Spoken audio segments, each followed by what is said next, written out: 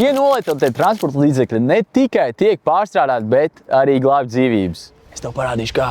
Mēs esam uzņēmumi autopārstrāde laukumā, kur viņi uzpērk mašīnas, un šodien te notiek kaut kas pavisam negaidīts.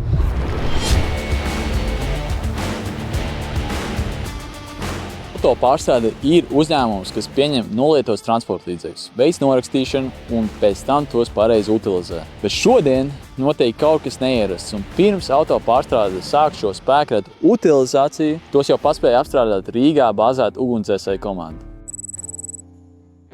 Jo pārstrādes cehs nāca pretī un piedāvāja savas automašīnas mūsu treniņiem. Galvenokārt mēs attīstām prasmes, kas ir saistītas ar cietušo cilvēku atbrīvošanu no avarējušām automašīnām. Tātad, kā jau tu redzēji, lai gan varētu šķist, ka šīs vecās grabažas jau sen ir norakstītas un tām īsti vairs nav pielietojuma, patiesībā vēl pilda ļoti nozīmīgu lomu drošības dienas treniņos. Un tas nebūtu iespējams, ja autopārstrāde nebūtu nākusi pretī un ļāvusi viņiem izmantot šo vietu, lai trenētos.